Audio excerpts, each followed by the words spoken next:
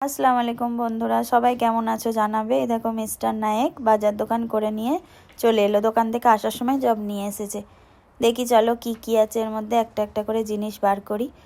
এই একটা একটা করে জিনিস বার করছি। আসলে আজকে তো আমাদের শবে বরাত, তার জন্য একটু ফল ঠল এটা সেটা আনতে বলেছিলাম, ফলমূল। আর এই যে ওগুলোই সব নিয়ে এসেছে। লস্যি নিয়ে এসেছে। আর এখানে এক এক রকমের বিভিন্ন রকমের ফল নিয়ে এসেছে। কলা আছে, আপেল আছে, লেবু আছে, সব রকমের ফল নিয়ে এসেছে। আজকে তো শবে বরাত, বাড়িতে সবাই রোজা আছে, ওর জন্য এই একটুখানি আয়োজন।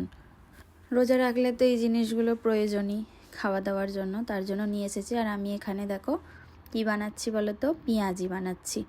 রোজা রেখে জানি এগুলো খাওয়াটা উচিত নয় সারাদিন না খাওয়ার পর, তবুও একটু না খেলে তো ভালো লাগে না।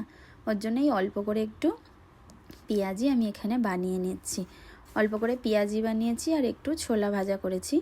আর বাকি চিকেন কাটলেট এটা সেটা সব কিছু মিস্টার নাইক বাইরে থেকেই নিয়ে এসেছিলো। এই যে আমি একে একে তেলের মধ্যে দিয়ে দিচ্ছি। ফাইনালি আমার সবগুলো এখানে দেওয়া হয়ে গেছে। ভাজাও প্রায় শেষ।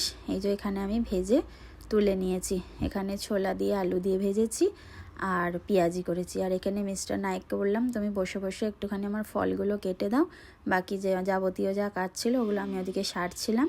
এদিকে এগুলো সব কিনে নিয়ে এসেছে আর উনি বসে বসে এখানে এগুলো কাটছিল। আর ফাইনালি আমার এখানে দেখো সমস্ত কিছু রেডি হয়ে গেছে, আমাদের ইফতারি। এখানে আমি সব গুছিয়ে নিয়েছি, সমস্ত ফল, এখানে লস্যি সব ছিল। চলো এবার আমাদের ইফতারের টাইম হয়ে গেছে, আমরা ইফতার করে নিই। আর ভিডিওটা ভালো লাগলে লাইক কমেন্ট ফলো করে পাশে থাকবে।